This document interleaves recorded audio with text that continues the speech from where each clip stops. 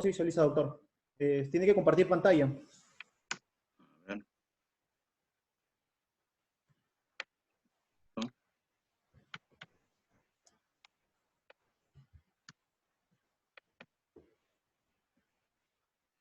Compartir. Share. Ya. ¿Ahora? Y ahora ya se ve su pantalla. Sí, ahora ya se está visualizando. Ya. Muy bien. Ahora sí. ¿Cómo hago para... A ver, para poder yo creo que no.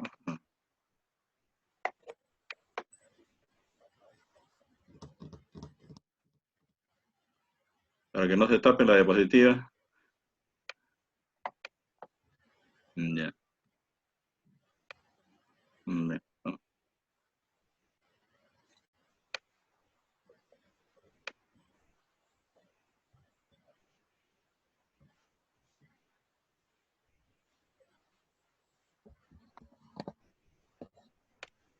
Ya.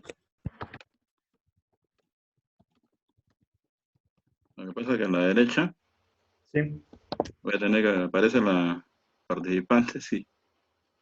Para no para que no me tapen la diapositiva. Ah, claro, claro. Acá hay una opción para minimizar, donde están todos los participantes. Ahí está. Ya. ¿Está bien así? Sí, sí, se nota la diapositiva. Ya. Bien, empezamos. Ustedes dirán.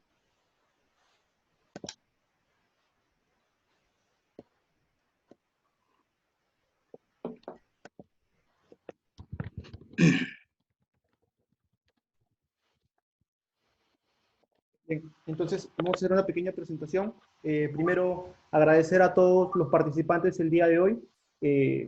Esta es la primera sesión de nuestro módulo de sesiones virtuales, que tiene como fundamento el hecho de la situación de emergencia que vivimos el día de hoy. Principalmente estuvo destinada a este espacio para los miembros del taller Florencio Mixon Más. Sin embargo, a partir de un consenso de todos los miembros decidimos extenderlo y que otras personas pudieran participar. En esta oportunidad contamos con la presencia del Tulio Martínez, quien es docente de la Facultad de Derecho de la Universidad Nacional de San Marcos, del curso de Derecho Procesal Penal, tanto 1 como 2, y también es docente de la Academia de la Magistratura. Se le ha asignado para exponer el tema atinente a estándares de prueba en el proceso penal. Como se mencionó en un primer momento, se les pide a todos los asistentes que tengan la amabilidad de apagar su micrófono a efectos de que la sesión pueda llevarse con la mayor normalidad y en caso deseen formular alguna pregunta, puedan realizarla a través del chat, solamente poniendo su nombre y con posterioridad, una vez que termine de exponer el doctor, podremos cada uno podrá formular la pregunta correspondiente. Nuevamente se recalca que puedan apagar su micrófono, por favor. Bueno, doctor. ¿Sí? ¿Y para mí?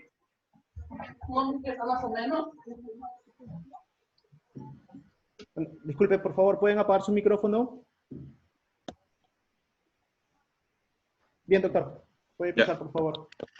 Mi agradecimiento al taller de Derecho Procesal Penal de Florencio Mixama. Es el nombre de un gran procesalista liberteño. Por la invitación, y estamos en la época en estos tiempos de la pandemia, el tema de la enseñanza virtual o a distancia la que va a primar, ¿no? Es importante, pero no es lo que tenemos en estos momentos y apuntamos los profesores a poder mantener los niveles de comunicación con el alumnado y con aquellos que estén interesados en lo que es el derecho procesal penal, que es la materia que me corresponde.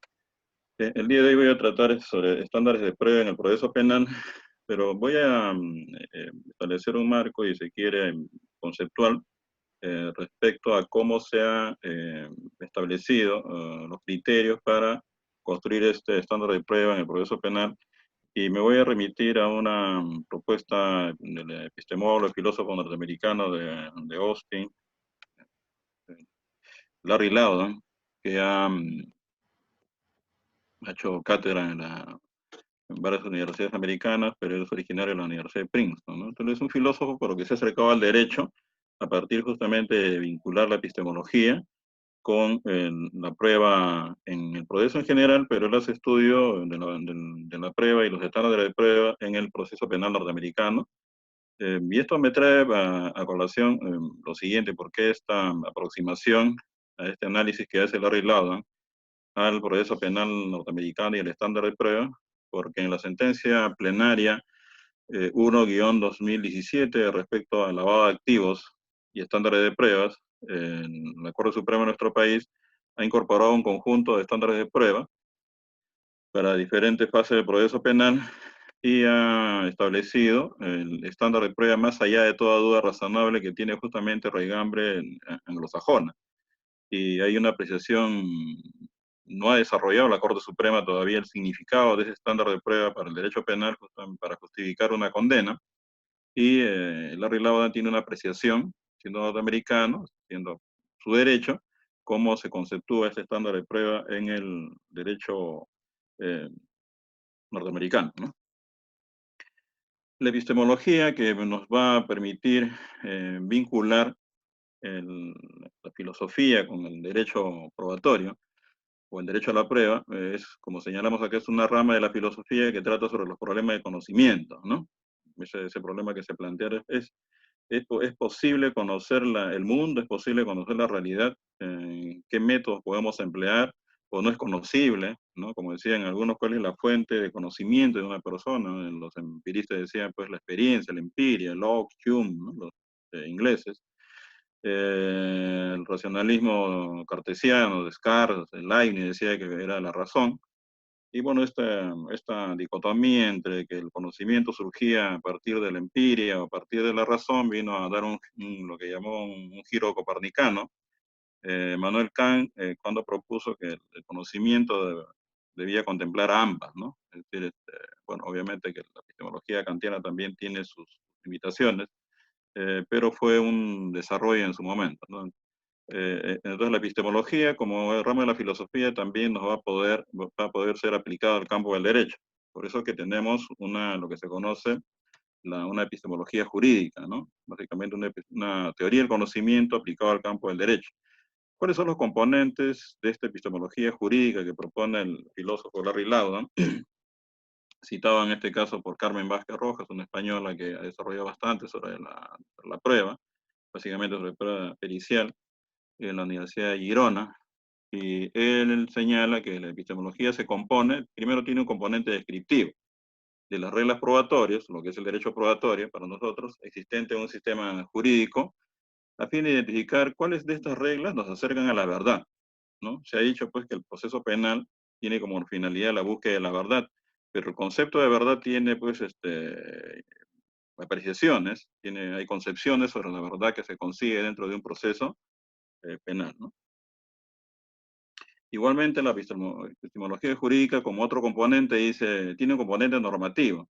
¿Qué propone? Propone cambios en las reglas, en el derecho probatorio, porque se puede identificar que hay reglas que no permiten que uno halle la verdad dentro de un proceso, sea penal o sea civil. Entonces, esta es la colisión que hay entre lo que es la epistemología como el conocimiento los problemas del conocimiento de la realidad, en este caso la realidad jurídica, con las reglas probatorias. Se ha identificado que muchas reglas de derecho probatorio, en vez de contribuir en la búsqueda de la verdad, a los que hacen investigación desde que tienen un primer acercamiento a una noticia criminal, hay esta tirantez, ¿no? Entre el derecho probatorio con la epistemología, ¿no?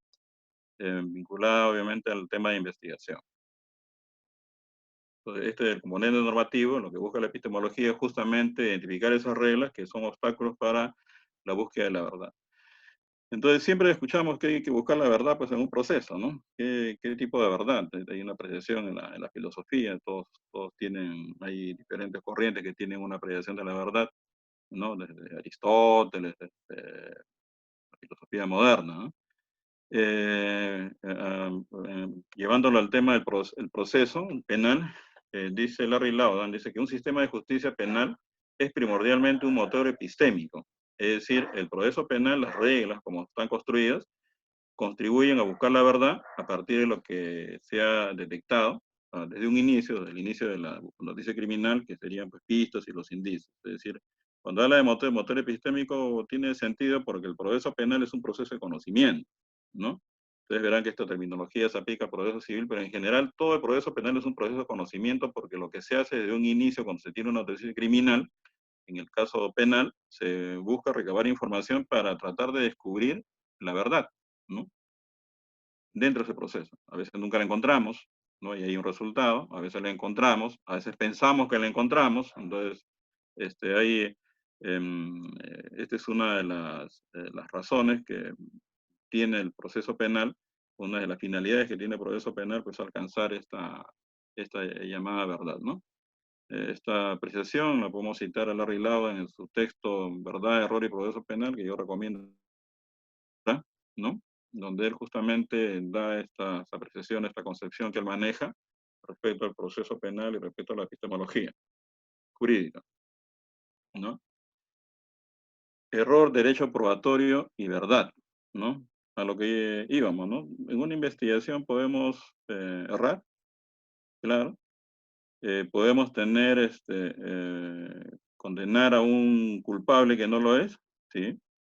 Podemos absolver a un inocente, absolver a un culpable y declararlo inocente también. Estos problemas son los que se plantea justamente la epistemología jurídica. Dice, decir que estamos comprometidos con la reducción del error en los procesos penales es solo otra forma de manifestar que estamos profundamente preocupados por averiguar la verdad mediante esta institución. Es decir, las reglas probatorias nos pueden encaminar, nos pueden llegar, ¿no? O llevar a un error, ¿no? O a errores, ¿no? ¿Qué es lo que se busca, ¿no? Buscamos justamente la reducción de errores. Yo trabajo en el Poder Judicial, como ustedes sabrán, y siempre tenemos la aspiración pues, de que no nos hayamos equivocado cuando hemos dictado una sentencia, sea condenatoria o sea absolutoria, ¿no? Entonces, como señala este autor norteamericano, dice, se pregunta él si los procedimientos y reglas, es decir, el derecho probatorio, que regulan y estructuran un proceso como tal, conducen genuinamente a la averiguación de la verdad, ¿no? Es un problema que se plantea. ¿Cuáles son los límites de la epistemología jurídica, ¿no? Dice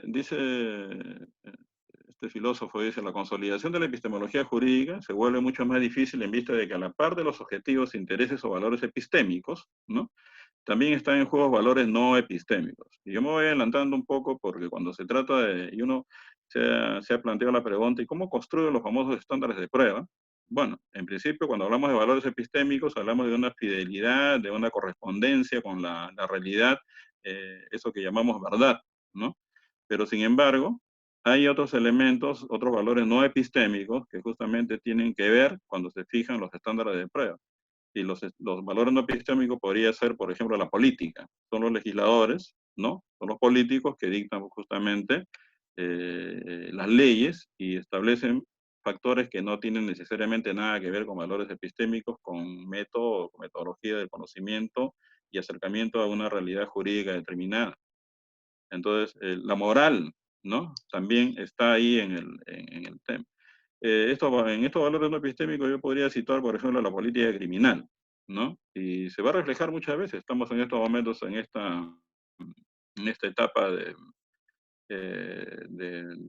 la pandemia, donde han empezado a salir una serie de normas que probablemente en otras circunstancias no se hubiesen dado, pero ahora están dentro de lo que nosotros llamamos el populismo legislativo, ¿no? Entonces, donde ya pues se rompen los criterios de proporcionalidad, ¿no? Que son uno de los principios que orientan a la fijación de determinados, por ejemplo, tipos penales, y ¿no? Se empieza a desatar, pues, ¿no? Los políticos con esa facultad, obviamente, que ellos tienen de manejar un congreso o con facultades delegadas en el caso del Ejecutivo, y estos valores no epistémicos juegan también en de los estándares de prueba, ¿no? Y hay por eso que señala este filósofo norteamericano que también estos valores no epistémicos también hay que tomarlos en cuenta e ingresan como un factor para la determinación de estándares de prueba, ¿no? De ahí pues que señala que estos valores no epistémicos, ¿no? Como la política o la moral, ¿no? Colisionan con los epistémicos, ¿no? Entonces hay una contradicción ahí que probablemente no se puede resolver o puede resolverse a favor de lo epistémico o lo no epistémico, ¿no? Epistemología y derecho probatorio, que es lo que hemos venido. El derecho probatorio se expresa concretamente en nuestros famosos códigos, ¿no? El Código Procesal Penal del año 2004, que nosotros ya entró en vigencia en casi el 90% del país.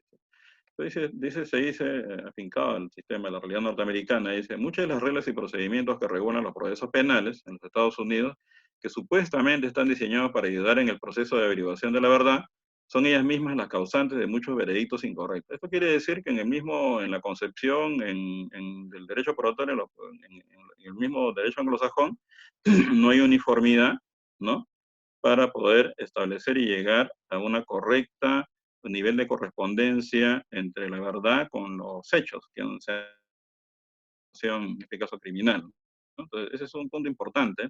Y esto lo señalo por lo siguiente, que hemos tenido la, la, no sé, la mala suerte de pronto de importar del derecho comparado un conjunto de reglas que no son necesariamente, primero que no son necesariamente uniformes en el lugar de donde nosotros lo importamos, ¿no? Por eso que este epistemólogo lo que hace es criticar fuertemente a esto que hemos incorporado casi de manera pretoriana en la jurisprudencia, en la determinación de la doctrina jurisprudencial o legal de la Corte Suprema mediante el criterio de estándar de prueba de más allá de toda duda razonable. Entonces, la regla tiene una apreciación dura respecto a este tipo de estándar de prueba en su propio derecho, ¿no? Y que lo vamos a ver más adelante, ¿no? Y acá está, el estándar de prueba aplicable en materia penal, más allá de toda duda razonable, es abismalmente poco claro para los cuerpos norteamericanos, ¿no? Para todos aquellos cuya tarea consiste en velar por la satisfacción de dicho estándar en cada caso. Entonces ya tenemos un primer problema, porque acá la Corte Suprema de nuestro país ha incorporado este estándar de prueba más allá de toda duda razonable para justificar una condena, o una absolución, y sin embargo no le ha dado contenido y no ha apreciado que en el propio sistema anglosajón de donde es originaria este estándar de prueba ya tiene problemas propiamente, ¿no? Dice, los juristas siguen creyendo que ciertas reglas procesales establecidas judicialmente, como por ejemplo la supresión de confesiones obtenidas mediante coerción, facilitan y promueven la averiguación de la verdad, cuando de hecho tienen el efecto opuesto. No puede haber más que confusión en lo que concierne a la cuestión de si se está contribuyendo a la verdad y cuándo. Esto tiene algún sentido. Obviamente que no estamos en la época en que se torturaba pues a los que eran procesados, ¿no? Se le aplicaba el tormento. Sin embargo, seguimos en este plano de contradicción donde a veces se construyen reglas probatorias que más que contribuir o facilitar la búsqueda de la verdad, lo que hace es impedirla, ¿no? Por ejemplo, yo pongo como ejemplo acá en el caso peruano la discusión en la prueba de oficio, ¿no? En la prueba de oficio, que es un mecanismo que está establecido en nuestro código y que obviamente busca resolver cuando hay una suerte pues un panorama poco claro para los jueces, independientemente de que pueda favorecer a una o a otra parte, es una herramienta que tiene el juez, ¿no? Justamente para acercarnos. Algunos dicen, bueno, que esto afecta a la imparcialidad judicial, que es algo que tiene que estar pues inmarcesible, que no se puede tocar para nada, pero sin embargo, en la práctica judicial, ¿no? Eh, Esto a veces al fiscal no tiene los elementos o no los puso, y las reglas son reglas preclusivas, por ejemplo, en el caso de admisión de la prueba, y llega un momento que tiene una prueba fundamental para su caso y no lo puede presentar, con su defecto, y esto pasa a veces con la parte afectada, es decir, la parte que es afectada por una acusación, como es la parte del imputado, ¿no? Entonces, a veces la defensa tiene pruebas que han sido encontradas pronto después de la acusación, pero ya se pasaron todos los plazos para poder presentarlo, ¿no? Todo el momento. Entonces, y esos momentos están definidos justamente por el derecho probatorio. Entonces, en este caso concreto, vemos cómo el derecho probatorio podría eventualmente ser un freno para la búsqueda.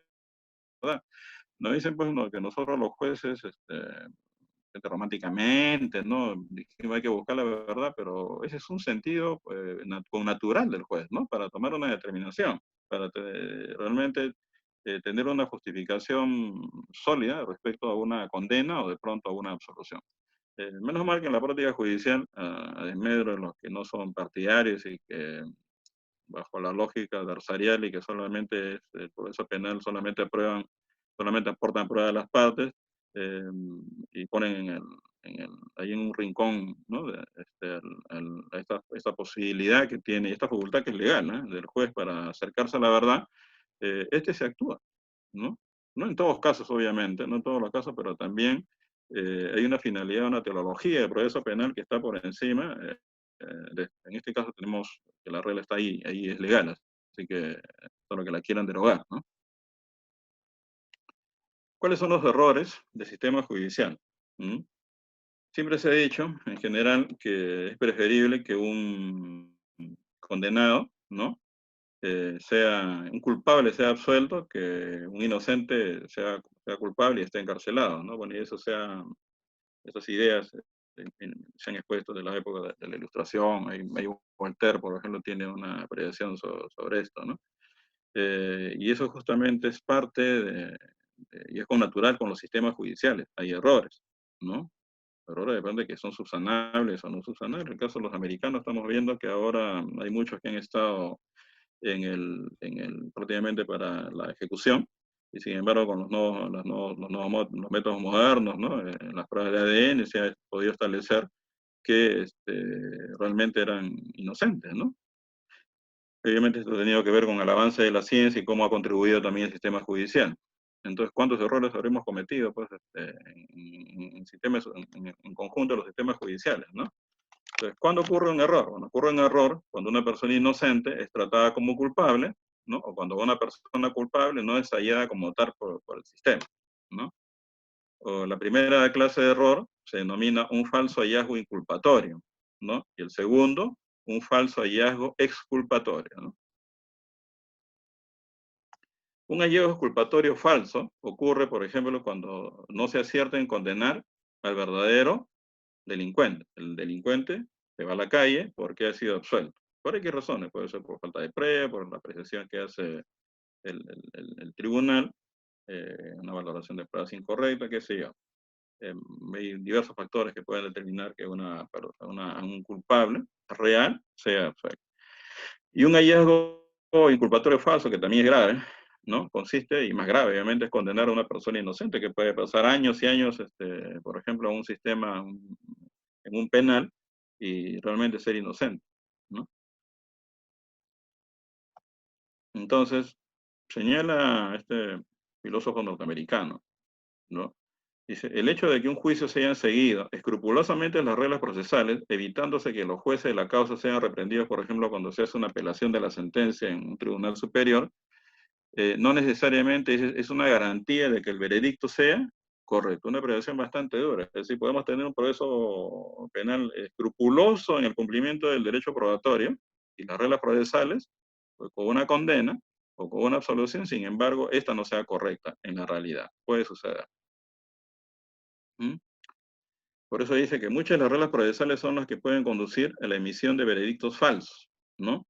Y puede suceder que los procesos que se hayan apegado a las reglas correspondientes tiendan más a producir fallos erróneos que los juicios que rompen algunas de ellas. Es decir, que privilegia, ¿no? La búsqueda de la verdad, la epistemología, en este caso el episteme, que las reglas probatorias, ¿no? Claro, esto podría uno decir, no, esto no puede llevar pues, a la anarquía también, ¿no? Entonces habría que tratar de compensar hasta qué punto, por eso entran también los criterios de ponderación, ¿no? Para establecer qué es lo que más me interesa, mantener una regla para la cárcel, por ejemplo, ¿no? Entonces, ese es un tema que definitivamente tiene que resolverse al interior del proceso, cuando hay lagunas, por ejemplo, en las reglas procesales, cuando hay una necesidad de ir un poco más allá del derecho probatorio, tal como está descrito en nuestros códigos procesales, ¿no?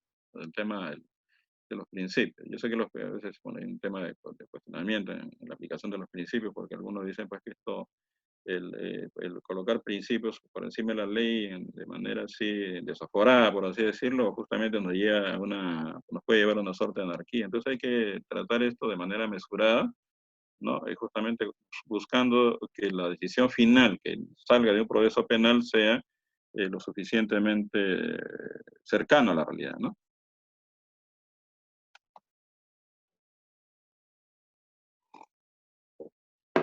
Declaración de la culpabilidad, ¿sí?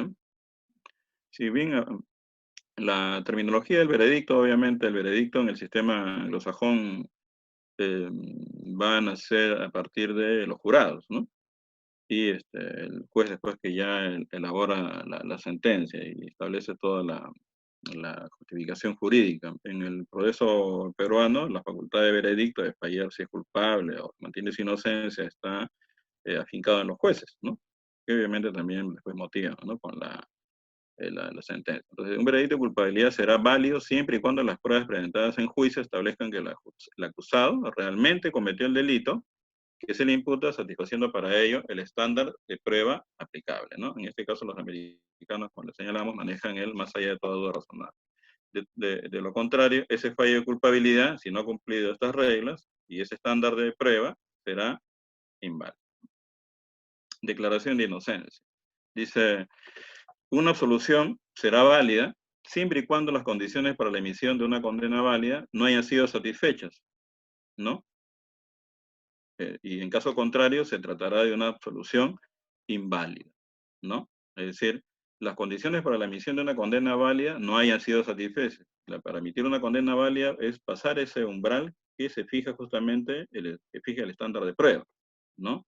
Para llegar a una altísima aproximación a la verdad. Y esto va a tener que ver con el tema de la certeza. La certeza siempre está vinculada a una suerte de verdad absoluta, pero en la epistemología y está varios autores y es parte de una doctrina que se va consolidando en estos temas de prueba, es que no llegamos a una verdad absoluta, ¿no? Hay una verdad relativa que tiene que ver con que el razonamiento probatorio es probabilístico, es decir, es un acercamiento, incluso en la decisión final, ¿no? Incluso más allá de toda duda razonable, ¿no? Más allá de toda duda razonable, tiene que ver con un razonamiento de carácter probabilístico. Entonces, la certeza como verdad absoluta tendría que reorientarse para entender esta certeza como una suerte de verdad relativa y básicamente como una alta probabilidad, ¿no?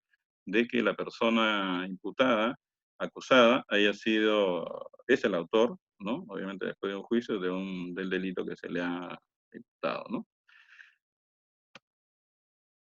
La noción de validez en esta concepción aspira a capturar algo importante en relación con la calidad de las inferencias realizadas por quienes juzgan las cuestiones de hecho, ya sea que se trate de un juez o de un jurado. Las cuestiones de hecho la vemos en el caso peruano de los jueces. Es decir, la noción de validez tiene que ver con el tema de la justificación de las razones, ¿no?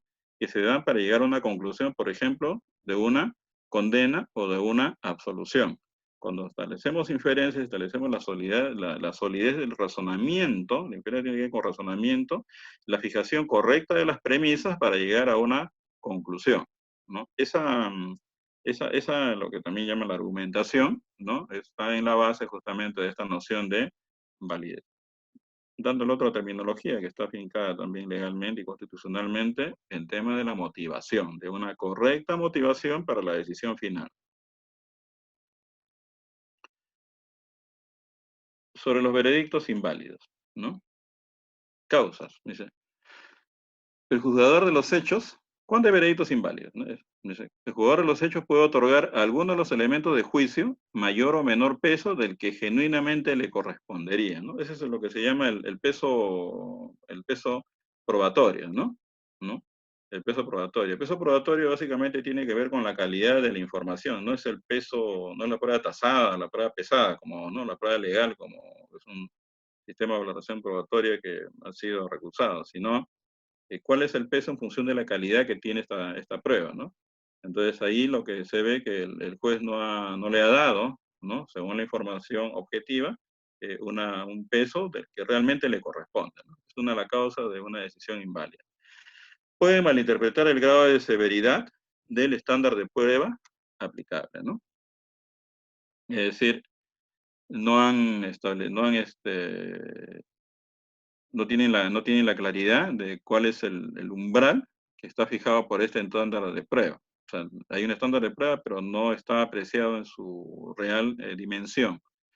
Y por eso se señala que en cualquiera de estos casos, una decisión judicial es inferencialmente deficiente. Acá podemos decir los defectos de la motivación de una sentencia judicial. ¿Qué es el estándar de prueba? ¿No? Y dicen, el estándar de prueba dice, son reglas que establecen el grado de prueba a ser satisfecho. El grado de prueba a ser satisfecho. Michele Tarufo hace una referencia a lo del grado de confirmación, citando a Tullman, también otro filósofo del derecho. Dice, ¿cuál es el nivel, ¿no?, de prueba que yo tengo para que una hipótesis sea declarada como probada? ¿No? ¿Cuándo es suficiente? Es la suficiencia, que es un concepto, es un principio establecido por Leibniz, ¿no?, racionalista, matemático. Él hablaba de un principio de razón suficiente, ¿no?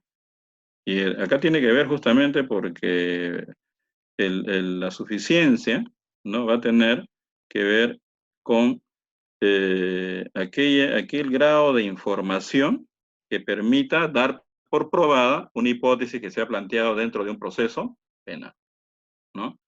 Es decir, la suficiencia de pruebas que confirmen una hipótesis inculpatoria. Entonces, la suficiencia, vamos a apreciar acá que va a tener niveles, va a tener grados, ¿no? No es una suficiencia en genérico, ¿no? ¿Cómo llegamos a esa suficiencia? De manera intuitiva. En nuestro Código Procesal Penal peruano tenemos una norma que nos diga hasta cuándo es suficiente, ¿no? O esto tiene que ser con el desarrollo que hacen pues los jueces, ¿no? Como escuchaba en el caso del derecho, el Código de Enjuiciamiento Criminal Español, decía, para dictar una prisión preventiva, debe existir motivos bastantes. Eso es lo que sería para nosotros, ¿no?, en los graves y fundados elementos que vinculan al imputado con el delito, ¿no? Entonces, es lo doctrinario, tipo Jordi Nia Penol, ustedes lo van a tener, a Jordi Ferrer también, los dos Jordis, ¿no? Los españoles, ellos dicen, pues, empiezan a preguntar, y eso de motivos bastantes que están en el Código Criminal Español, ¿qué nos dice? O sea, ¿hasta dónde es el motivo bastante? ¿Qué cosa es bastante? ¿No? Y bastante implica el nivel de suficiencia. ¿Cuánto es suficiente? ¿Cuánta información probatoria necesito justamente con que se cumpla ese requisito para la prisión preventiva o provisional, como dicen los españoles, ¿no? Entonces acá estamos viendo que esta suficiencia y su determinación es relativa y va a tener, poco adelantándome, se va a establecer, ¿no?, para determinadas decisiones en las fases, ¿no?, del proceso penal, ¿no?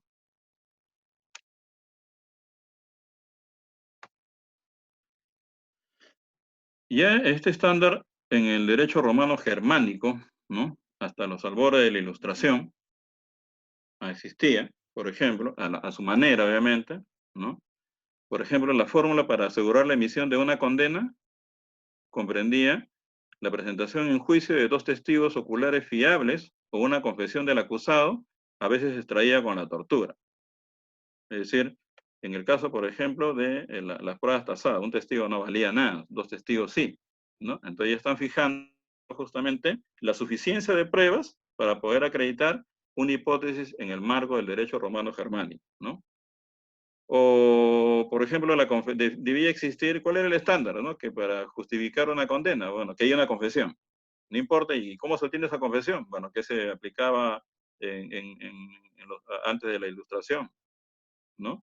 En el derecho inquisitivo, por ejemplo, se aplicaba el tormento, ¿no? Y el tormento, si ustedes pueden revisar la ley de las 12 tablas, ¿no? En la ley de las 12 tablas, en la legislación, en esta legislación, van a poder determinar que el tormento era un medio de prueba, ¿no? Era un medio de prueba, ¿no? Para poder extraer información y confesión. Por eso que cuando este derecho que también se le aplicó a Tupac Amaru, lo vimos en clase con mis alumnos en algún momento, Tupac Amaru en su momento, él se,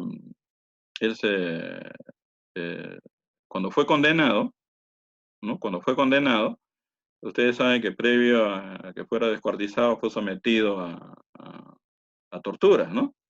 Entonces, y el cuestionamiento que se hizo justamente a la forma como se le ejecutó, procesalmente hablando, afincado justamente a la legislación que le aplicaron a él en su momento, decían que no se debió ejecutar a Tupac Amaru aplicándole el tormento, porque el tormento no estaba previsto para la ejecución de una sentencia, porque el tormento era un medio de prueba, ¿no? Era un medio para obtener información, ¿no? Dentro del proceso, pero ya no para la ejecución, ¿no?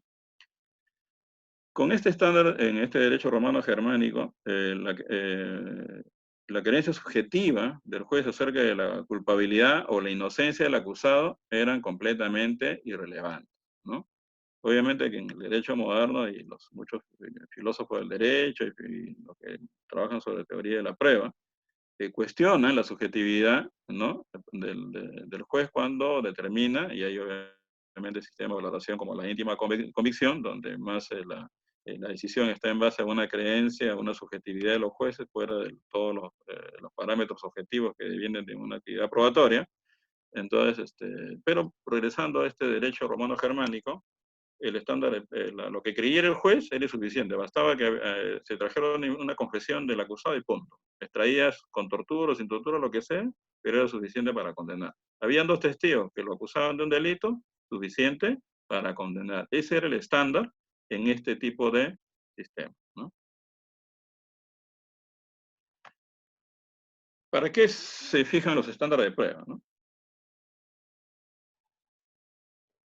¿Cuál es la finalidad de algo? No lo voy a, obviamente que se puede tener una apreciación crítica, pero se trata de fijar que es una fórmula que permite distribuir los errores, ¿no? Hemos visto que en el sistema judicial pueden haber errores, ¿no? Que tratan de garantizar que cuando estos se cometan, sean predominantemente absoluciones falsas, ¿no? En lugar de condenas falsas. Absoluciones falsas es decir, aquel acusado, ¿no? Que es culpable, pero que ha sido absuelto. Pero prefiero tener, dice, un culpable en verdad real, ¿no? Fuera que a tener a inocentes, ¿no? Sentenciados como culpables, siendo sus condenas falsas, ¿no? Eso es lo que se busca, es parte de lo que el sistema como tal busca orientar. Entonces el estándar de prueba ahí se busca eso, distribuir los errores, buscando que se garantice que haya menos absoluciones, ¿no? Falsas, es decir, tener un montón de gente inocente condenado. También cumple esta finalidad del estándar de prueba, que es este estándar de prueba, otras reglas más. Por ejemplo, la presunción de inocencia, ¿no? ¿No? También cumple esta finalidad de distribuir errores, ¿no? Dice, ¿quién tiene el onus probandi en el proceso penal? Pues la fiscalía, ¿no? Ellos tienen la responsabilidad de la acusación. Si no logran acreditar, ¿no? En el nivel suficiente, en el estándar que se exige para condenar a una persona, simplemente se traslada y se mantiene la presunción, ¿no? Que es una presunción juristante, solo prueba contrario, de la persona imputada o del acusado. El beneficio de la duda, ¿no? Si en el proceso penal se ha generado una duda, obviamente la dirección es a favor de absolver, ¿no? Y se puede absolver y ante un error a un culpable, pero se privilegia justamente que para evitar el error, ¿no? Se busque absolver. Y también la carga de la prueba. Uno probando que señalaba que se trasladaba a la acusación. En este caso, el titular de la acusación, como lo es el Ministerio Público. Y acá está más o menos un poco desarrollado, en el caso americano, dice, prohíbe a los jurados atribuir algún significado o relevancia el hecho de que el acusado ya haya sido considerado probablemente culpable de los cargos que se le imputa en una serie de audiencias e instancias previas. Esto tiene algún tipo de relevancia, porque por ejemplo, si una persona se le ha aplicado una prisión preventiva, ya pues su presunción de inocencia ya está medio magullada, ¿no?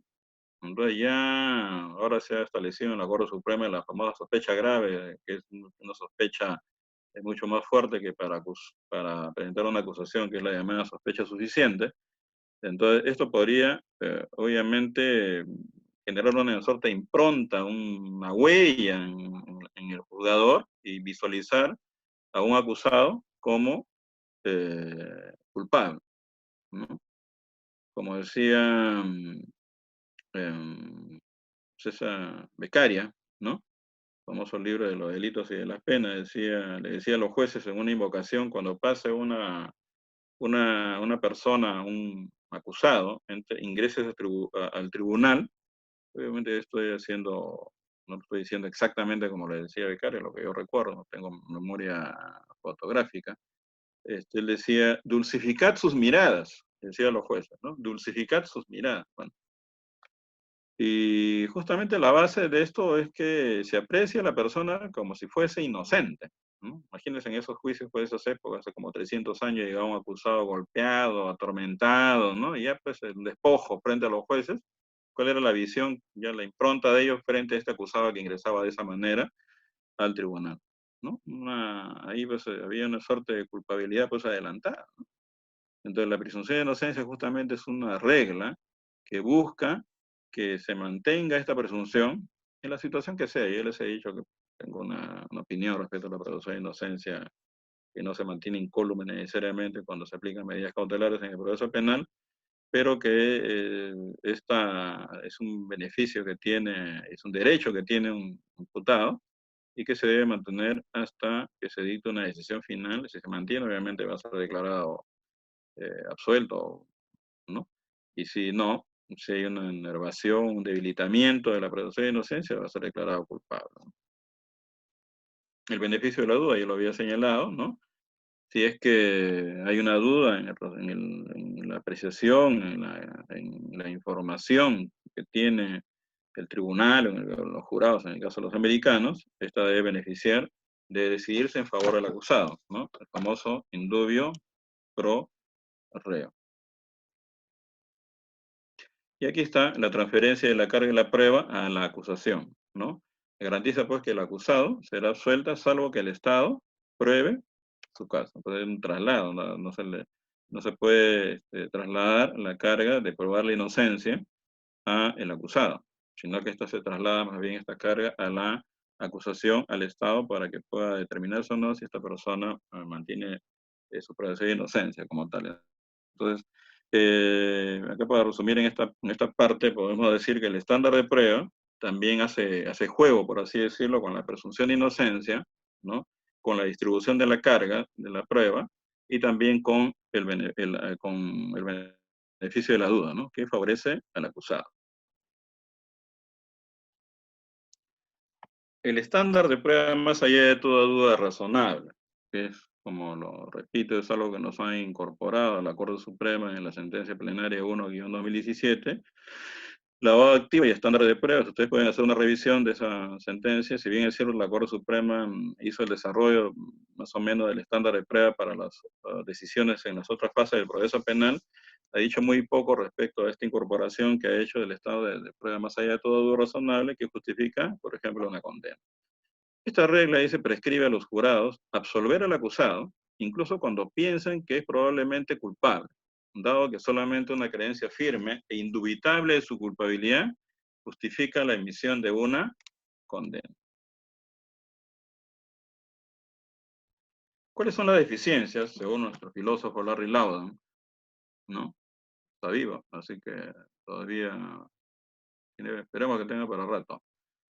Esta noción dice penosamente inadecuada, deliberadamente poco clara, totalmente subjetiva y abierta a un número de interpretaciones semejantes al número de jueces en funciones a quienes en última instancia le corresponde aplicar a los jurados en qué consiste la prueba que satisface tal estándar, ¿no? Como el derecho anglosajón está radicado en los jurados, la decisión o el veredicto, en los legos, ¿no?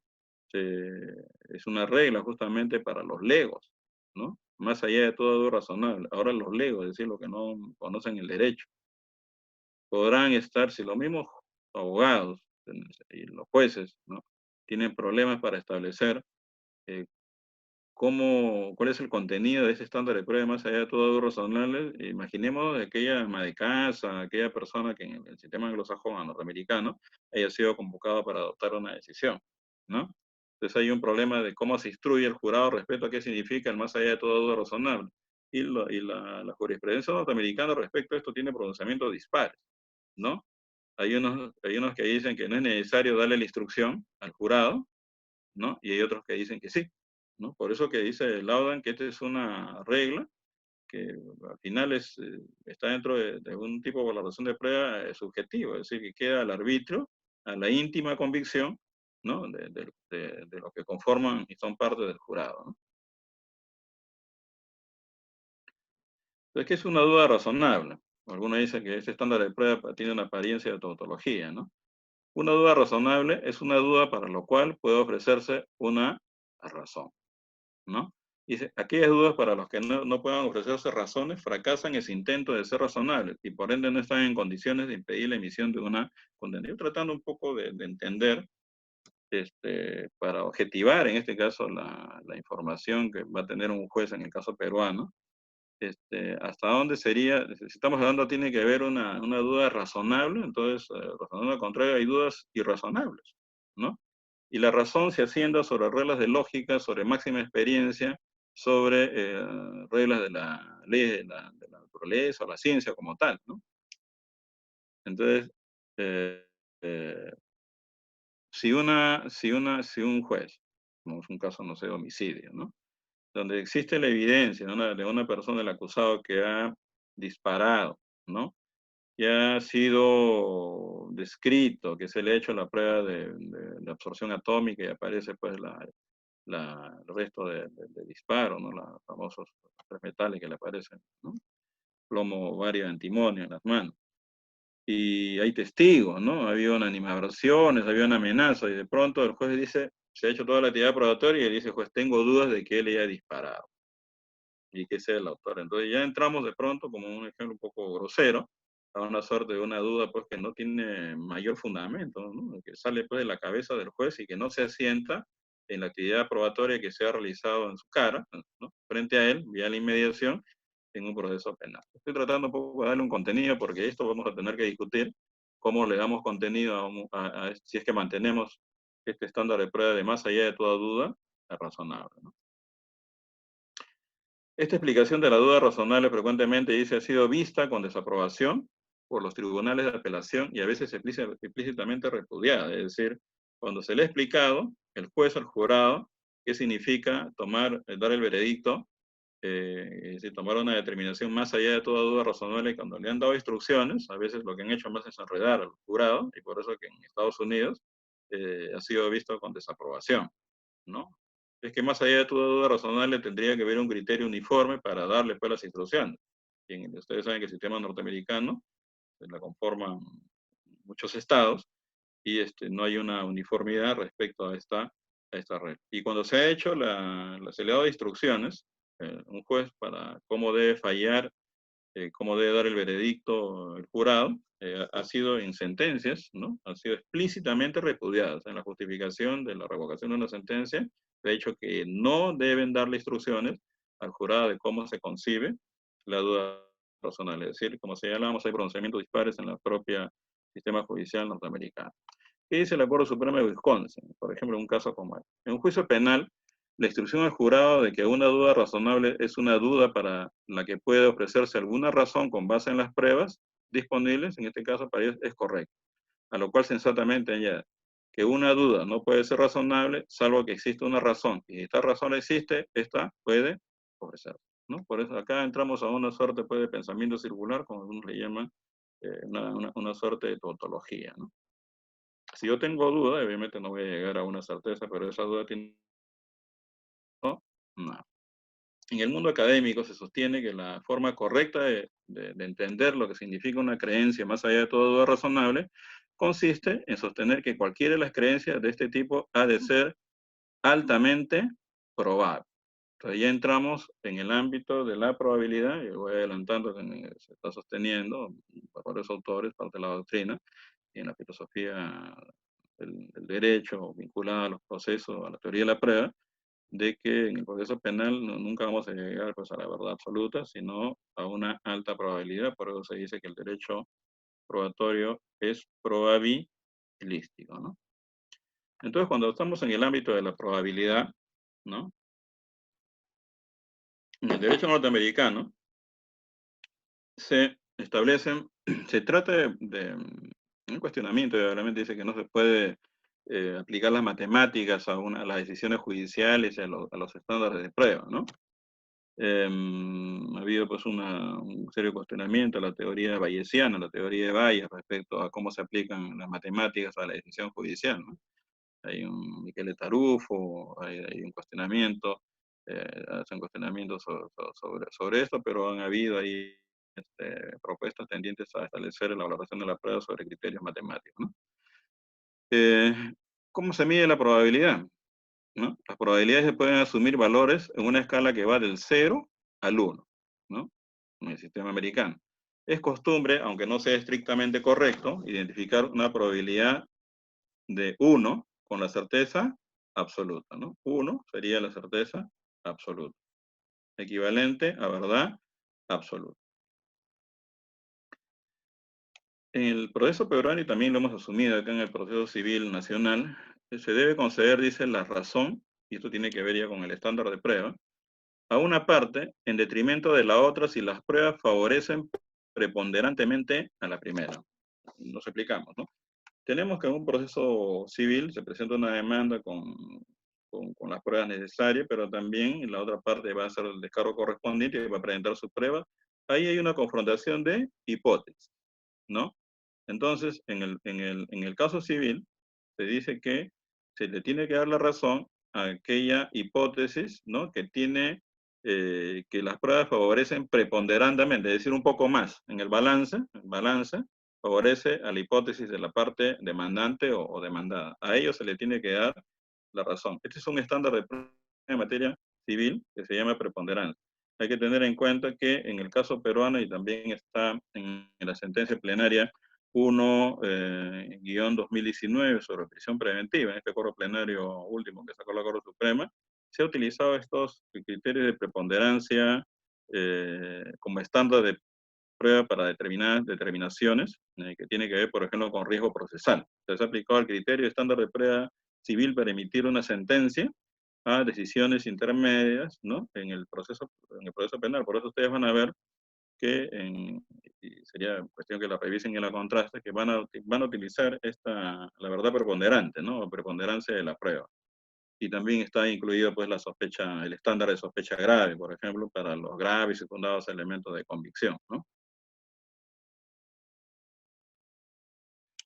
El estándar de prueba en materia civil significa que el juzgador de los hechos debe fallar a favor del actor y no del demandado si hay mayores probabilidades de que el caso del actor o del demandante sea verdadero que las probabilidades de que no lo sea. Es decir, si su caso cuenta con una probabilidad mayor al 0.5. Claro, estamos en el 1 y la mitad en el estándar de 0.5, si por ejemplo en ese campo de confrontación el demandado ofrece, el demandante ofrece prueba mayor al 0.5, ¿no?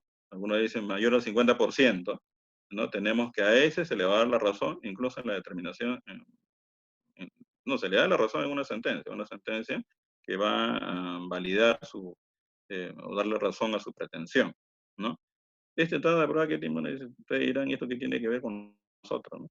Que nos está hablando usted que somos procesalistas, penalistas. Bueno, algo tiene que ver porque este estándar de prueba en materia civil y ya se está aplicando a las decisiones, por ejemplo, en el proceso especial de extinción de dominio.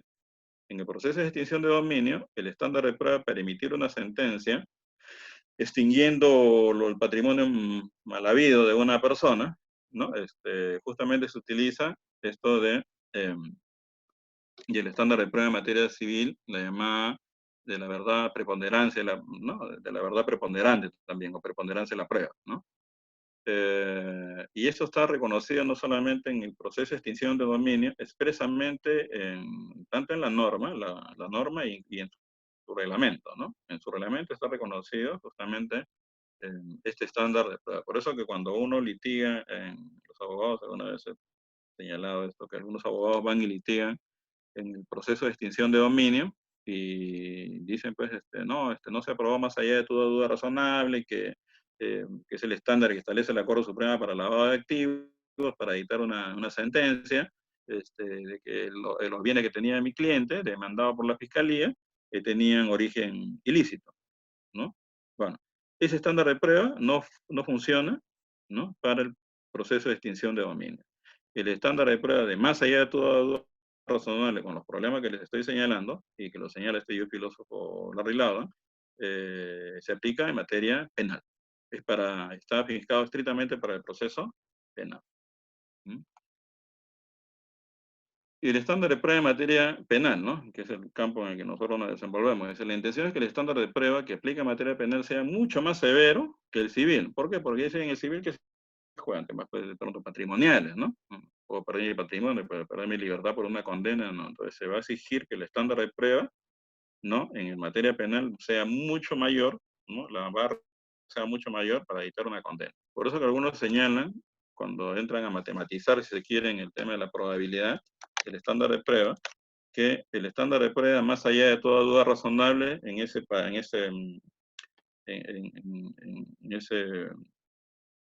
margen que podríamos decir de parámetros de 0 a 1, dice debe ir de 0.9 a 0.95, ¿no?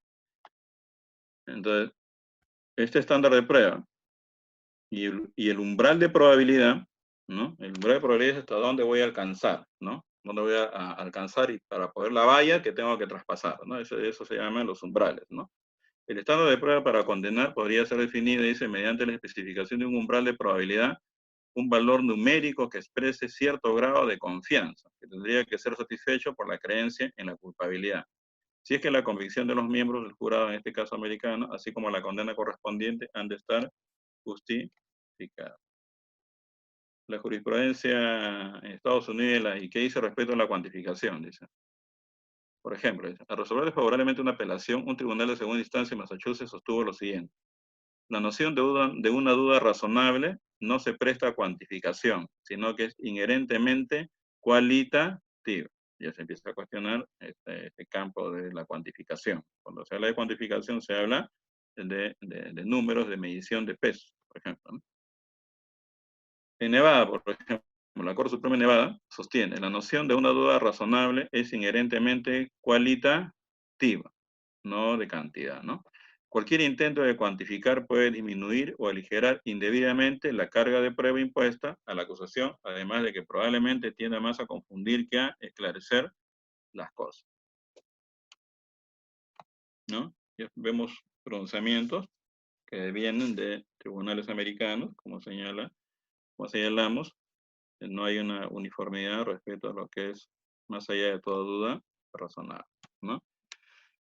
Para resumir estos estándares de prueba en la justicia americana, el beyond a reasonable doubt, o más allá de una duda razonable, o la preponderancia de las pruebas, después puesto ahí su sigla para que se pueda entender, o también hay otro estándar de prueba, que es el caso del estándar de prueba de pruebas claras y convincentes que también tienen su aplicación en el proceso civil americano, ¿no? Pero para determinadas materias, ¿no? Por ejemplo, la indemnización por daños y perjuicios. Y acá voy a señalar cómo más o menos se puede representar probabilísticamente estos estándares de prueba, ¿no? El estándar de prueba de 0 a 1, ¿no? En el C, a la derecha, tenemos la certeza, que es un ideal. La certeza es la verdad, si se quiere, la verdad absoluta, ¿no? Que es un ideal, ¿no? Y algunos dicen es imposible. Pero tenemos en esa suerte de representarlo probabilísticamente el preponderancia de la prueba en el proceso civil, o en el caso peruano, en el proceso de extinción de dominio, es más de 0.5. Y prueba clara y convincente estaría en el 0.85. 75, ¿no? Y más allá de toda duda razonable, estaría por encima del 90 y ¿no? Del 90 al 95, ¿no? Y la certeza, pues, ¿no? Si estamos en el campo probabilístico, la probabilística obviamente que es un camino para llegar a la certeza desde el punto de vista conceptual. Sin embargo, señalan, algunos dicen que esto va a ser imposible, que uno pueda llegar a eso.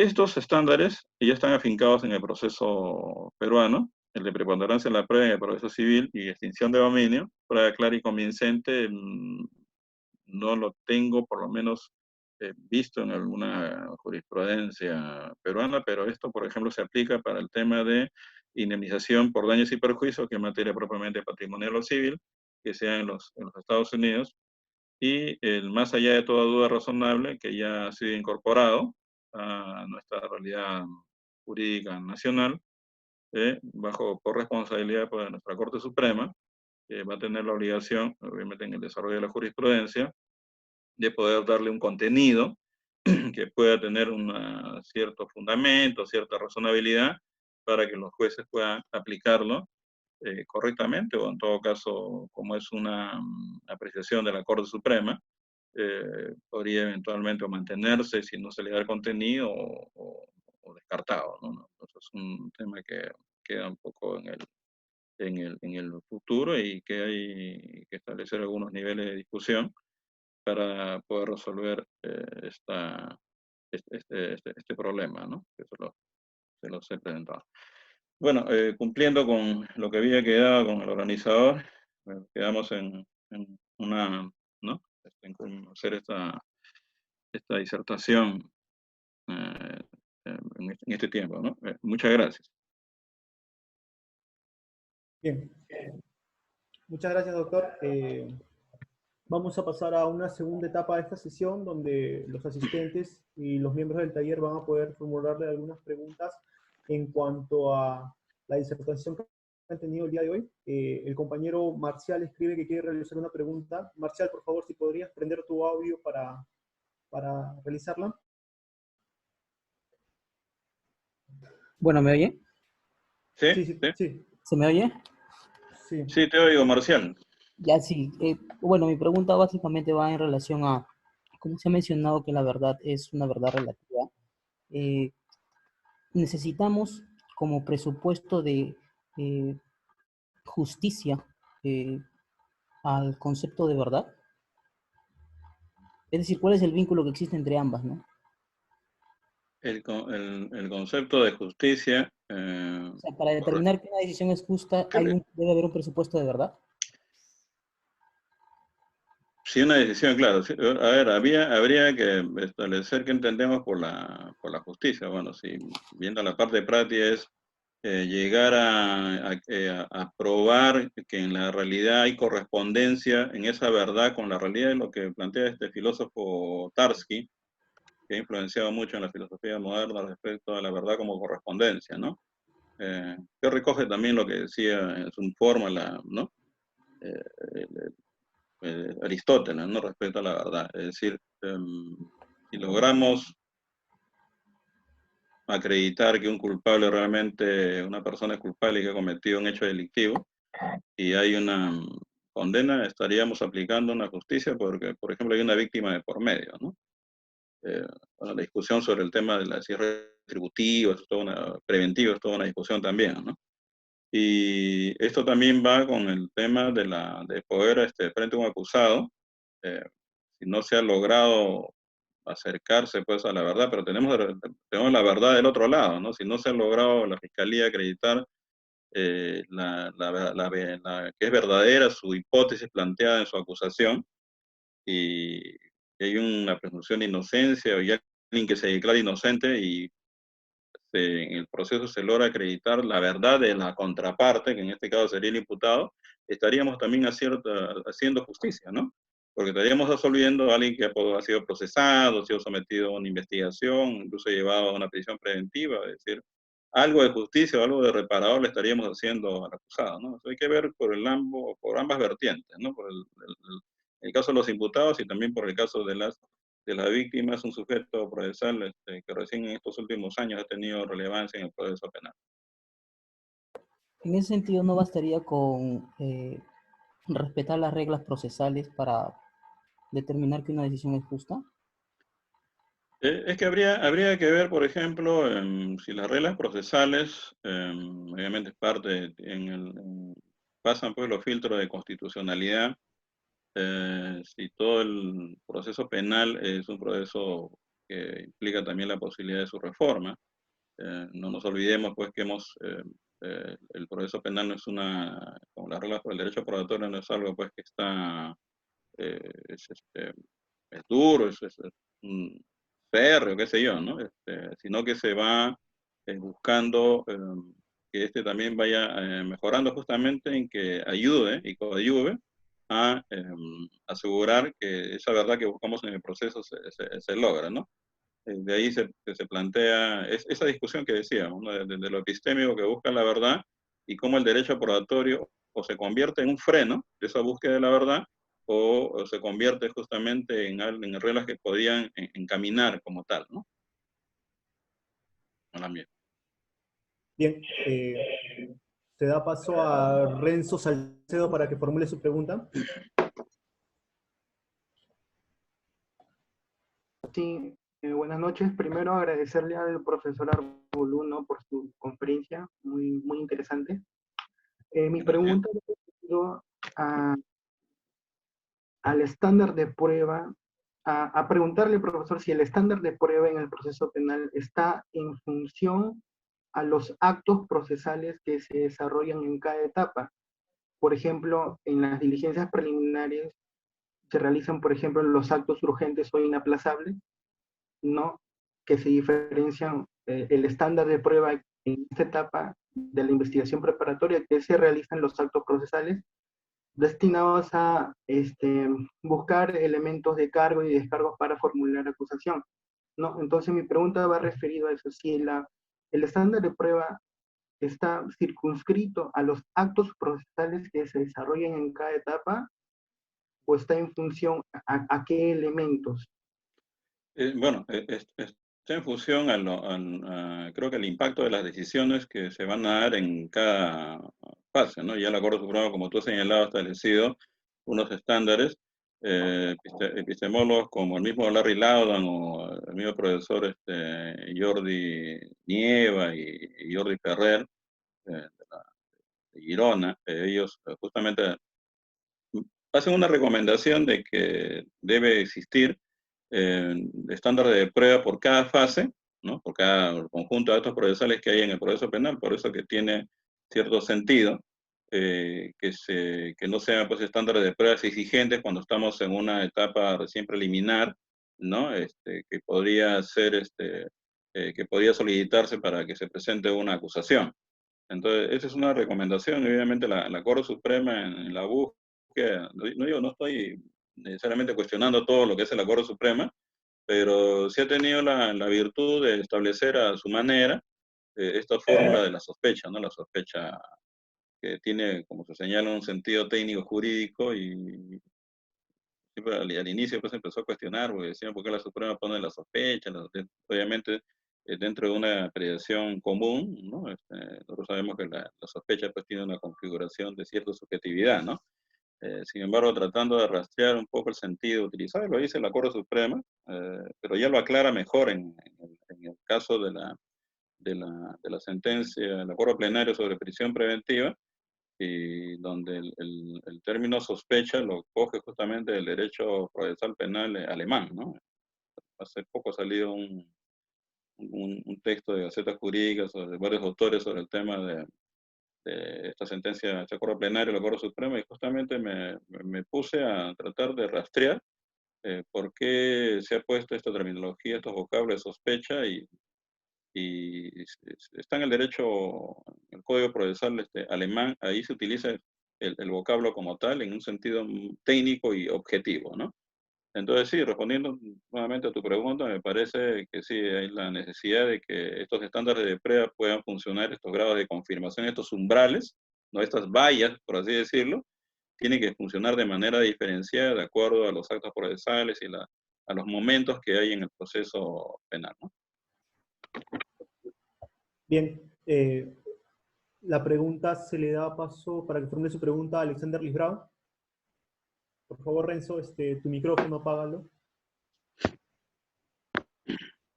Buenas noches, agradecer la disertación del doctor Arbulú. No sé si me escuchan.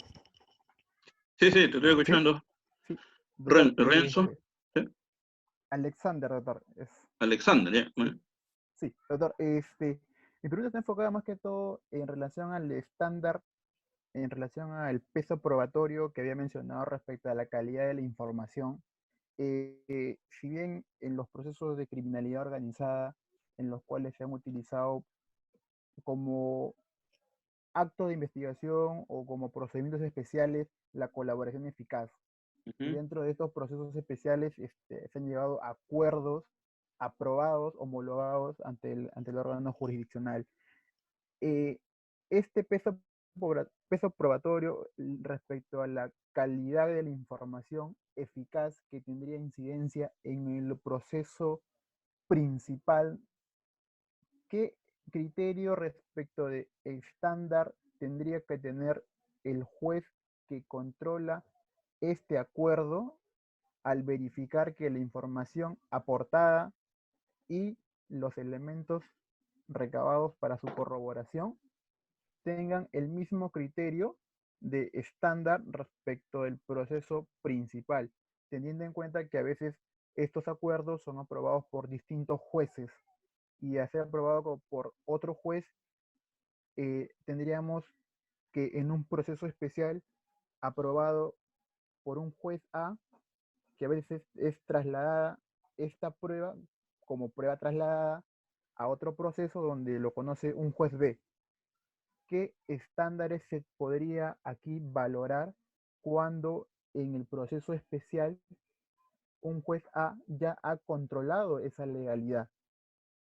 Y como prueba trasladada, el juez B qué estándar respetaría o mantendría esa valoración en el proceso especial respecto a la calidad de la información y a la aportación de elementos de convicción que después de un control de legalidad se aprueba y ya se obtiene un valor probatorio. Esa sería mi pregunta que se le formularía. Bien, la corroboración. A veces nosotros utilizamos los términos que están legalmente descritos, por así sea la corroboración, y un poco revisando también sobre este tema de colaboración eficaz y el sentido de la corroboración, hasta dónde cuál es su grado de confirmación. Pude llegar a una obra de Karl Popper, epistemólogo, filósofo de la sociedad abierta y sus enemigos del falsacionismo, y él tiene justamente un capítulo en estas obras sobre la corroboración. Y él entiende como corroboración una confirmación provisional, probabilística de la información que se está dando. Epistémicamente es lo que él dice. Entonces, si esto es así, la corroboración en un proceso especial, obviamente va a tener epistémicamente esa calidad, ¿no? De una suerte de confirmación provisional de una información que ha dado y que le han creído, obviamente, y que han generado una creencia en ese proceso especial de un juez que dice ha establecido la legalidad. Ahora, ¿eso vincula necesariamente a otro juez? Yo pienso que eso no vincula necesariamente, si no estaríamos por una suerte de regresando al sistema de prueba tasada, ¿no? De que ya lo que se dijo en ese proceso especial ya es completamente válido. Si no, no tendría sentido. Cuando se habla de prueba trasladada, lo que se está diciendo es que eso va a ser actuado frente al siguiente juez, ¿no? Y el juez podrá decidir si esa información que proviene de una colaboración eficaz tiene la calidad, ¿no? Como para poder sustentar, no sé, una condena o una solución, lo que sea, ¿no? Generalmente más van por el tema de la condena. Si no, prácticamente estas colaboraciones eficaces, cuya legalidad ha sido controlada por un juez, prácticamente nos haría ir y retroceder pues a a la prueba legal o la prueba tasada, y obviamente esto no existe, en el proceso penal no existe, y lo que sale por eso colaboración eficaz, el juez siguiente lo tiene que creer a pie juntillas, si no, no tendría sentido que hacemos una apreciación, una valoración de lo que se ha trasladado, porque justamente lo que se dice prueba, trasladada para que nuevamente sea actuada frente al juez. Generalmente la prueba trasladada es básicamente prueba documental, que también tiene mediante la oralización, su forma de actuación y que eventualmente su contenido va a tener que ser apreciado racionalmente por el nuevo juez, ¿no? Eso es lo que te podría contestar, ¿no? Bien, ahora se le da paso a que formule su pregunta a Judith Purizaca. Sí, ¿se me escucha? Sí, Judith. Sí, ¿cómo está, doctora Lulú? Ante todo, muchas gracias por su tiempo que nos está brindando ante esta exposición. Ahora, ya que estamos... Me ha rescatado del encierro. Así es, a todos, doctor. Ahora, hablando ya del estándar de prueba, hay una discusión. Algunos abogados establecen de que el uso de la prueba indiciaria vulnera el derecho a la presunción de inocencia del investigado. Entonces, ya que estamos hablando justamente de la estándar de prueba indiciaria, yo quisiera consultarle su opinión acerca de si en alguna de sus sentencias o usted ya ha desarrollado una condición o reglas de tratamiento de la prueba indiciaria que puedan garantizar la presunción de inocencia, ya hablando de la prueba indiciaria o la prueba indirecta. Bien. A ver, ¿cuál es acá estamos viendo la calidad de la información que nace de una prueba indiciaria, ¿no? En principio tenemos pues que hay una prueba directa, aquella observación que hace directamente el testigo, por ejemplo, de un pase de drogas, de un homicidio, de un robo, y la prueba indiciaria, prueba por presunciones, ¿no? Donde hay unos pasos adicionales para poder ir, como se dice, acreditando un hecho conocido a un hecho desconocido. Si bien es cierto, Miranda Strump, fiscal y procesalista español que ha fallecido el año pasado, él decía que no se puede minimizar la prueba directa ni frente a la prueba indiciaria, pero sin embargo hay que tomar en cuenta que en la prueba indiciaria hay más pasos para llegar a esa pretensión que uno tiene de búsqueda o de verificación de una determinada hipótesis, ¿no? Porque tiene primero que probarse un hecho conocido para ahí hacer la inferencia, el razonamiento y llegar al famoso hecho desconocido. Este procedimiento, la Corte Suprema tiene pronunciamiento bastante claro que recoge básicamente lo que propone la doctrina, que me parece que fijan pautas interesantes o importantes para poder darle un peso, una validez a la prueba indiciaria, ¿no? Y poder justificar la posibilidad, no sé, de una condena. Yo, per se, te diría que no necesariamente, o sea, una prueba indiciaria mal construida, inferencialmente mal construida, sí podría afectar la presunción de inocencia, pero el que se construya mal una prueba indiciaria no tiene nada que ver con la propia forma que se utiliza como tal, o sea, no se puede descalificar una mala construcción de la prueba indiciaria por un juez que afectó en el caso concreto a una persona justamente por ese defecto de motivación, ya estamos en el tema de la argumentación, con la forma como ha ido operando la prueba indiciaria en una infinidad de decisiones de los tribunales peruanos y de otras latitudes, ¿no? Eso es lo que te podría contestar. Bien, doctor, mientras que se van formulando más preguntas, seguramente de parte de los asistentes, voy a tomarme la libertad de poder formularle algunas también. Primero, lo atinente a usted cuando empezó la disertación, hizo mención a la corriente epistemológica que actualmente se viene desenvolviendo en todo el proceso en específico, en el proceso penal en sí, y habló de los límites al conocimiento de la búsqueda de la verdad. Esto, por ejemplo, puso usted el tema de la prueba de oficio, ¿no? Que viene debatiendo ese tema, si cuando al fin y al cabo lo que hace la prueba de oficio es entregarnos un medio probatorio que ha sido omitido y nos permite llegar al conocimiento y por ende llegar a la verdad. Entonces, bajo esa arista, también podríamos hablar sobre una admisibilidad de la prueba ilícita, debido a que también justamente declarar pruebas ilícitas que nos podrían coadyuvar a llegar a la verdad dentro del proceso penal, conllevaría también a limitar el conocimiento que se tenga a partir de los elementos de prueba? Es una discusión interesante, Diego, que tiene que ver justamente esa contradicción que hay entre la epistemología jurídica de la prueba con el derecho probatorio, ¿no? Y yo te puedo poner un ejemplo que se lo escuché a Miguel de Tarufo en una disertación. El día, bueno, tengo sus libros, los he revisado también como se tiene que revisar, de la Escuela de Realismo Genovés, un hombre bastante práctico, ¿no? Y él, a pesar de que todo ese bagaje que comienza que tiene, pero él decía, ponía un ejemplo, decía, ¿qué sucede si a una persona,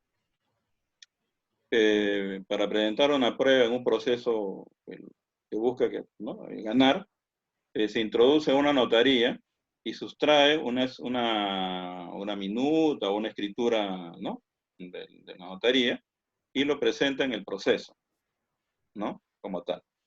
Entonces él dice, esa prueba debe ser no admitida en el proceso como tal, ¿no? Porque tendría pues la calificación de una suerte de prueba ilícita toda vez que ha sido obtenida mediante un acto ilícito que es el ingreso, ¿no? A un allanamiento, incluso a una notaría y hurtada, ¿no? Entonces, él dice, la discusión para él, el derecho probatorio probablemente resuelva de manera simple, ¿no? Con la exclusión porque ha sido obtenida por delito, ¿no? Entonces, para él es una prueba prohibida, ¿no? O sea, para parte de la doctrina sería una prueba prohibida, sería expulsada de un proceso. Pero él dice, a ver, analicemos un poco más epistémicamente, dice, ¿no? Lo que a mí me interesa saber es si esa escritura es auténtica o es falsa, ¿no? Si es falsa, definitivamente tiene que ser pues expulsada del proceso. Pero si es auténtica y va a coadyuvar, ¿no? En la resolución de un caso, bueno, que esta persona que lo ha obtenido de manera delictiva, bueno, que cumpla y pague su responsabilidad por haber ingresado pues a esa notaría y haber hurtado esa documentación, pero para él esa prueba sería una prueba válida, porque es una prueba auténtica. Ahora, yo con esto no te estoy diciendo pues que tendría que admitirse bajo esta lógica, pero mire, el derecho probatorio acá pone un freno, ¿no? Justamente para que se evite la incorporación al proceso de esto, ¿no? Cuando se salió la teoría de la prueba prohibida, ¿cuál fue la razón fundamental de evitar que esta información que era sustraída bajo afectación de derechos por la policía en los Estados Unidos? Porque ahí nace justamente esta jurisprudencia entonces se dijo era para desincentivar justamente la arbitrariedad policial, ¿no? O sea, el sentido era básicamente de evitabilidad de actuaciones arbitrarias de la policía, ¿no? Y no necesariamente de búsqueda de la verdad. Pues entonces por ahí se ha tenido que construir las famosas reglas de exclusión de la prueba, que todavía sigue generando una discusión en el sistema procesal peruano, porque no tenemos, se ha querido, estas reglas de exclusión se ha traído de la jurisprudencia norteamericana, se incorporó vía jurisprudencia, pero no se tiene una claridad. Entonces, este es un tema de discusión, ¿no? Definitivamente, pero la prueba de oficio no necesariamente para abrir la puerta a pruebas ilícitas, ¿no? También yo no ha sido ese el sentido de darle un cierto uso a esta prueba, sino de tratar de merituar, ¿no? Si se quiere, o actuar, aquella prueba que en su momento no puede ser incorporada, por X razones, ¿no? Más o menos en ese sentido, ¿no? Se planteaba eso. Así Bien. es, estimado Diego. Entonces, le damos pase a Kelly para que pueda formular una pregunta. Bien. Jackie. ¿Aló? Sí, sí. Sí. Aló. Buenas noches, doctor. Primero felicitar por su exposición. ¿Me puede escuchar? Sí, te escucho perfectamente. Primero felicitarlo, como le digo, por la exposición. Y segundo, quería hacerle una pregunta, ¿no? Me he quedado muy sorprendida con aquella frase que suscribo, que usted ha señalado y que ¿no? Señala, muchas de las reglas procesales, es decir, si se siguen escrupulosamente las reglas procesales en el plano formal, son las que conducen a la emisión de veredictos falsos. O sea, la pregunta está direccionada a aquellos casos en los que ocurren delitos en los que el testigo, o hay un único testigo, ¿no? Y este es el agraviado, porque hay dos planos que son difícilmente diferenciables. Uno es el plano verdadero, el plano real, ¿no? Y el segundo es el plano de la falsa percepción o el plano sincero, porque ya hay estudios comprobados en los que aquella persona, que en este caso vendría a ser el supuesto agraviado, tenga alguna falsa percepción o posibilidad de una falsa percepción de lo que habría ocurrido.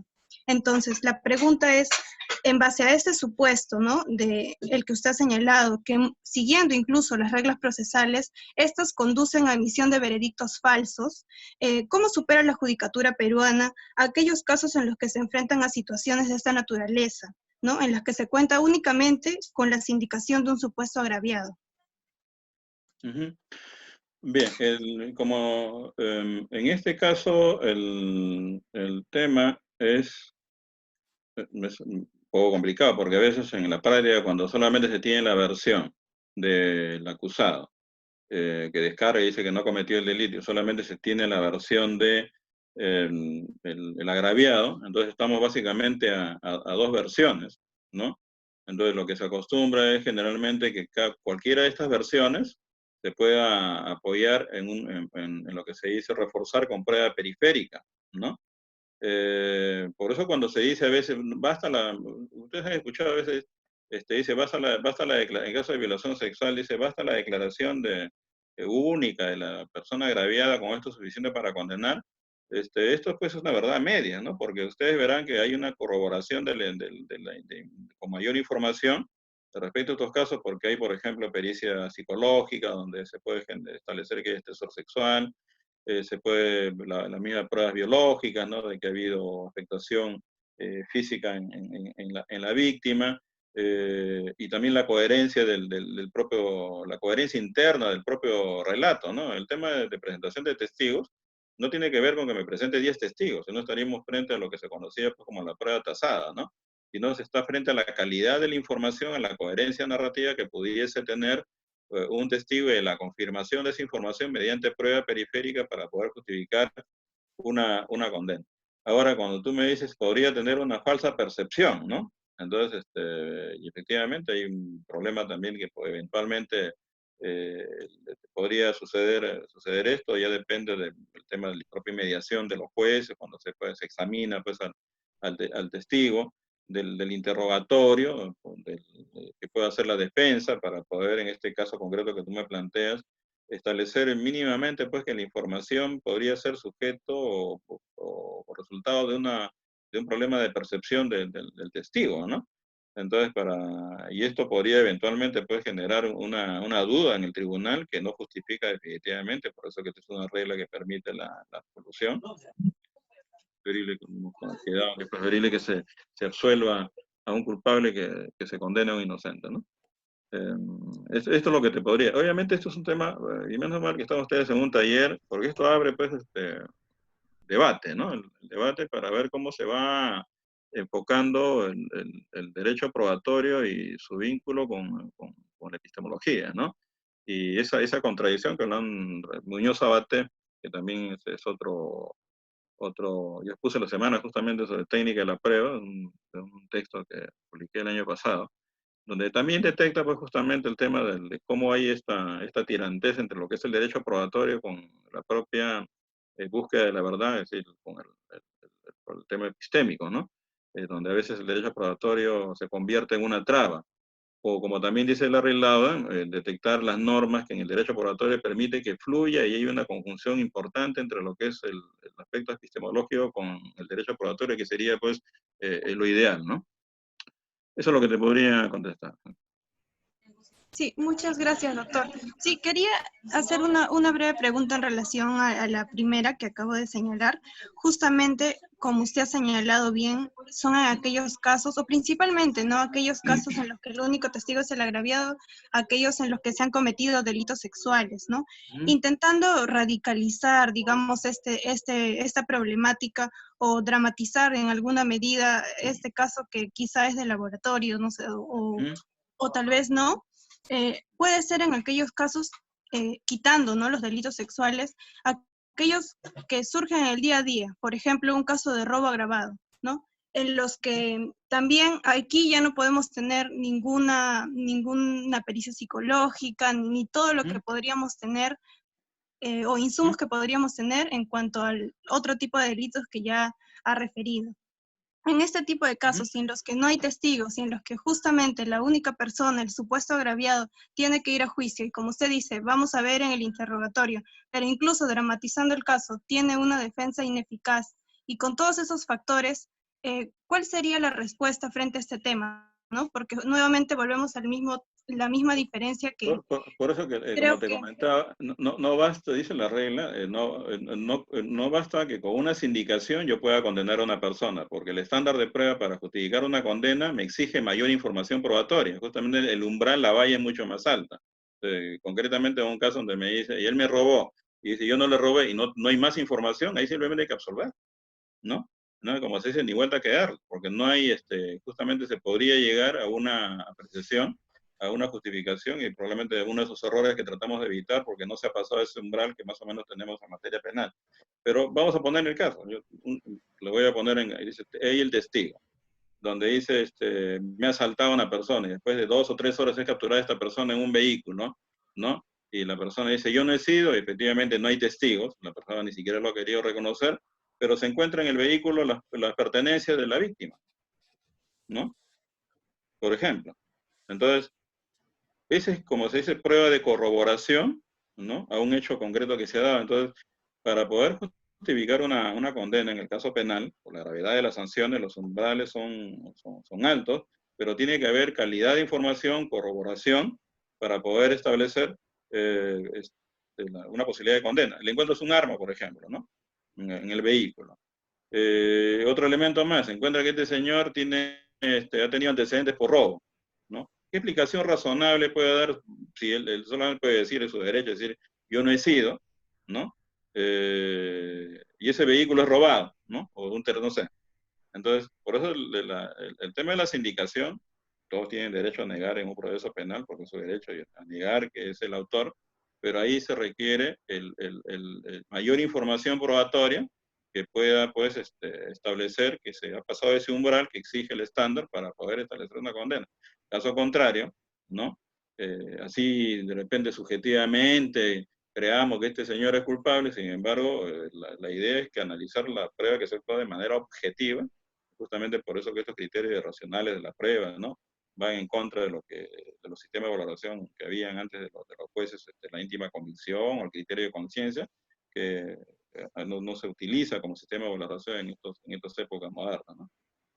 Eso es lo que te podría contestar, porque básicamente esto va a operar. Ahora hay un tema interesante, porque eso sí, y el estándar de prueba, si bien es cierto, se puede establecer con criterios metodológicos, científicos, pero también hay criterios de política criminal que entran ahí.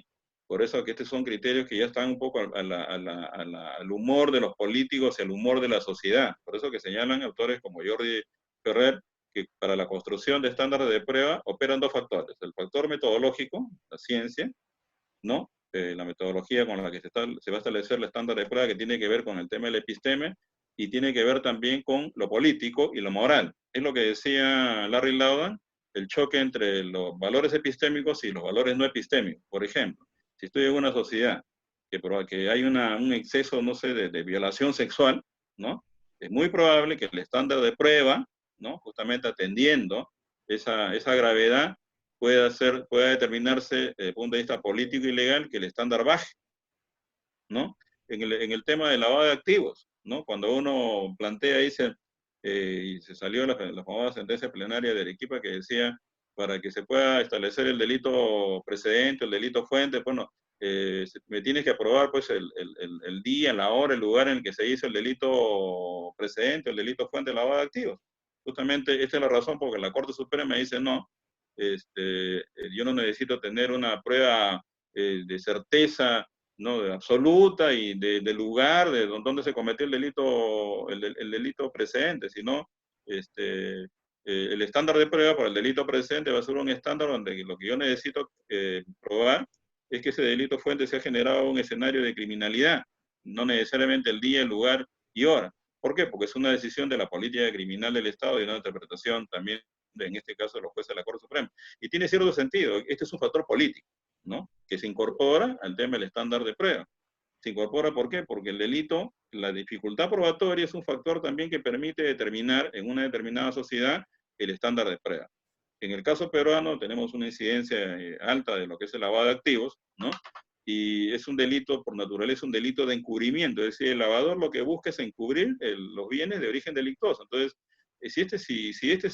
así como la violación sexual es un delito clandestino, porque nadie viola, pues, frente en un parque con todo el mundo viéndolo a violar a alguien, si no se hace de manera clandestina, igualmente, el delito de lavado de activos es un delito de encubrimiento por su naturaleza, donde el sujeto activo busca evitar que se descubra, que se identifique esos bienes.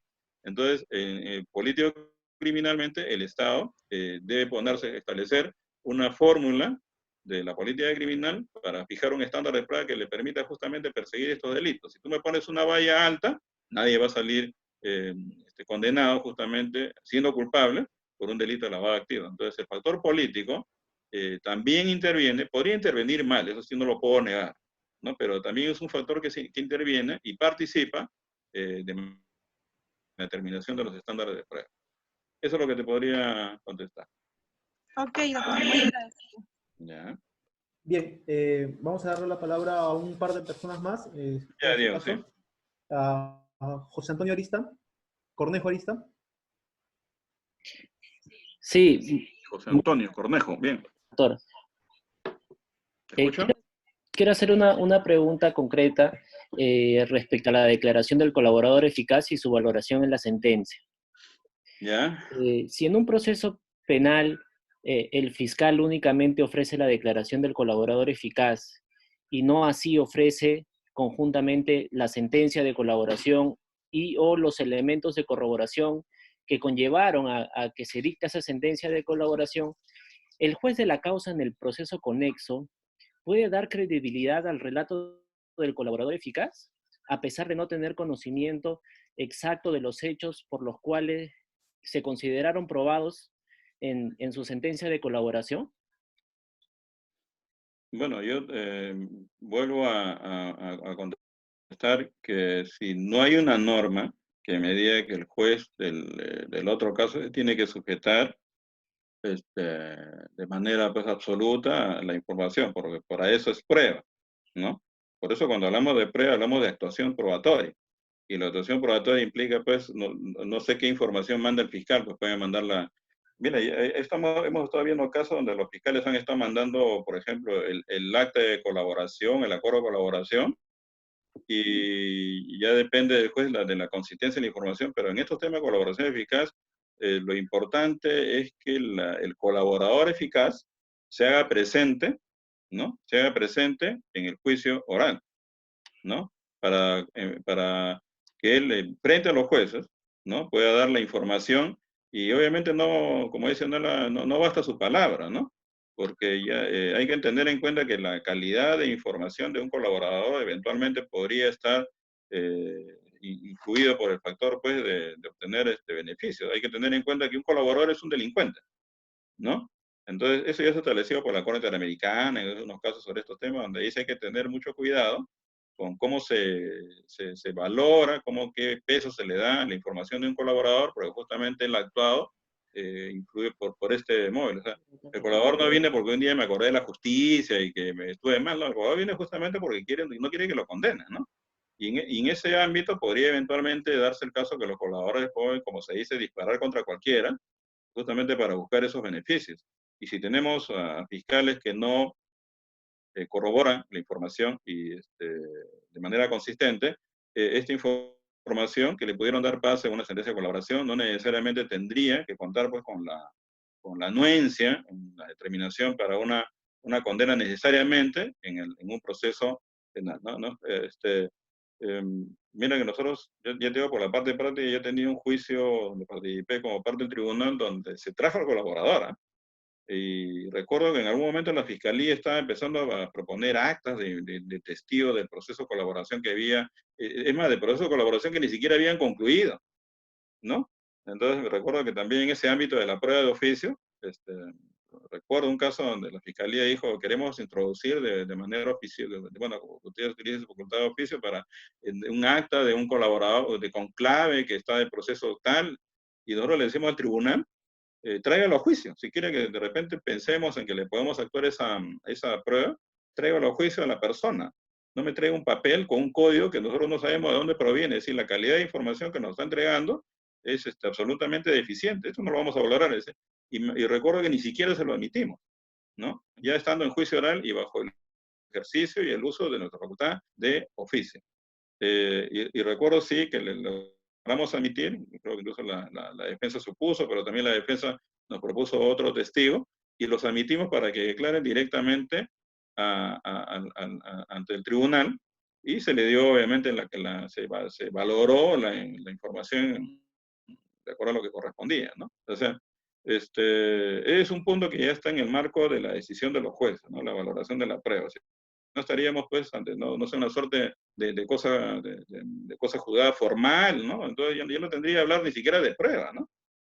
El traslado de esa información. Entonces, no digo que la información de un colaborador no sea de fondo importante porque hay una consistencia y está acreditada por otros elementos, pero si tú me dices, hay un fiscal que ha llevado a un colaborador que solamente su palabra y no ha logrado presentar mayor información que corrobore justamente esa información, no sé, porque se olvidó, porque no lo presentó, yo solamente por el hecho de que él diga lo que diga, no solamente por la sindicación que él haga, respecto de comisión de delitos, necesariamente le tenemos que dar la fiabilidad necesaria. Eso es lo que puedo contestar. Bien, doctor. La última pregunta va a ser realizada por el compañero Manuel Correa. ¿Ya? Manuel Correa de Chimbote. Hola, profesor. ¿Me escucha? Hola, ¿cómo estás?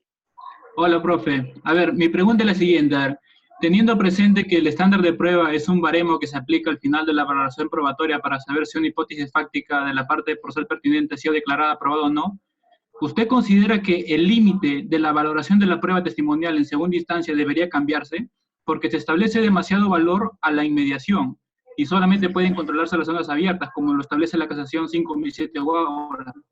Debería darse mayor valor a declaración en lugar de la persona del sujeto, o sea, lo que propone la psicología de testimonio. En este sentido, en segunda instancia, analizar las actas donde se recoge lo dicho por el testigo en el juicio oral. Básicamente, una variación en la legislación. ¿Considera esto usted viable? ¿Podría ayudar a alcanzar el estándar de prueba y lograr mejores sentencias condenatorias o absolutorias? Claro. Ahora, solamente una precisión, estimado Manuel. El estándar de prueba no solo funciona en la sentencia, funciona en diferentes fases del procedimiento, ¿no? Uno de los estándares de prueba, y de pronto el más importante, es el que funciona en la sentencia, por la determinación de responsabilidad de una persona. Ahora, lo que tú planteas, claro, la norma dice que el juez no podrá variar la valoración que dio el juez en primera instancia, ¿no? Sin embargo, la Suprema, como se ha señalado en una sentencia, que de pronto no es necesaria un tema de modificación legislativa, porque creo que tiene una base legal y constitucional, ¿no? Por lo siguiente, dice, ¿no? Si un juez de primera instancia valora en un sentido diferente a la información que daba el testigo en primera instancia, entonces estamos en un problema de fractura y lógica de la motivación. Por eso que la Suprema, y tenemos que, la motivación es una garantía constitucional, ¿no? El derecho de dar explicaciones y razones para una determinada decisión, que es básicamente lo que resume la motivación. Entonces, si nosotros tenemos que un juez ha otorgado un sentido diferente, ¿no?, de lo que ha planteado un testigo, el testigo ha dicho A y el juez lo ha visto como B, el tribunal de apelación tiene justamente en el ánimo de corrección de darle el sentido que corresponde. Esto obviamente es un sentido apelando, como te digo, norma constitucional, que es la Constitución. Por eso yo particularmente no creo que en este caso hay necesidad de hacer una modificación en el código. Ahora, si bien es cierto, el tema de la inmediación juega mucho, ¿no? para poder, un poco relativo, ¿no? Porque de darle el peso, la inmediación es importante, pero la inmediación trata de garantizar que con el acercamiento del juez, con la prueba, haya tenido una información pues directa. Esto sí es importante, pero tampoco hay que magnificar esta regla como tal, porque podríamos tener pues un testigo que es un actor, ¿no? Consumado, ¿no? Que nos puede plantear como los novelistas, la novela que nosotros leemos, ¿no? Y nos narran pues historias de extraterrestres que nos parece verosímil, también podemos tener un testigo que nos narre de esa manera y está la inmediación de por medio. O sea, la inmediación como tal no garantiza pues que la información dada por un testigo sea definitivamente una información que hay que creérsela a pie juntilla, ¿no? Entonces, y hay mecanismos también en segunda instancia, independiente de este problema de motivación en la decisión respecto a un testigo determinado, donde dice la regla también de que si en segunda instancia hay un cuestionamiento, ahí se actúa prueba que pueda cuestionar esa información probatoria que se dio en primera instancia, esta podría permitir que el tribunal justamente cambie, ¿no? El sentido, porque ha habido una actuación probatoria. Ahora la norma no ha dicho, tiene que venir otro testigo. La norma ha dicho actuación probatoria. La actuación probatoria implica que cualquier prueba actuada en segunda instancia, si apunta a cuestionar un testimonio de primera instancia, pudiera eventualmente ser cambiado el sentido en la sentencia de segunda instancia, la sentencia de apelación, buscando justamente la corrección de los errores que se dieron en la sentencia de primera instancia con una defectuosa motivación o valoración de la prueba, ¿no? Eso es lo que te podría contestar. Bien, doctor. A efectos que ya no abusar más su tiempo, agradecerle nuevamente por la exposición del día de hoy. Ha tocado un tema demasiado interesante, que poco se toca también en la doctrina nacional y que recién se viene estudiando a profundidad también a nivel inclusive mundial, porque la única persona que ha formulado un estándar probatorio propiamente es Jordi Ferrer Beltrán. No hay un estándar en sí y por eso es la discusión si es que es posible o no formular estándares de prueba dentro del proceso.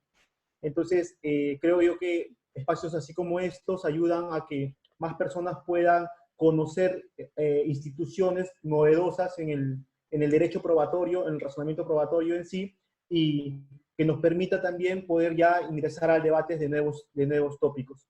Bien, nuevamente darle las gracias por la sesión del día de hoy. Espero realmente que todos hayan podido disfrutar de la exposición del doctor Arboulou y los invito también al día sábado y estar atentos a nuestras redes sociales que vamos a publicar 2 sesiones con profesores extranjeros para la próxima semana.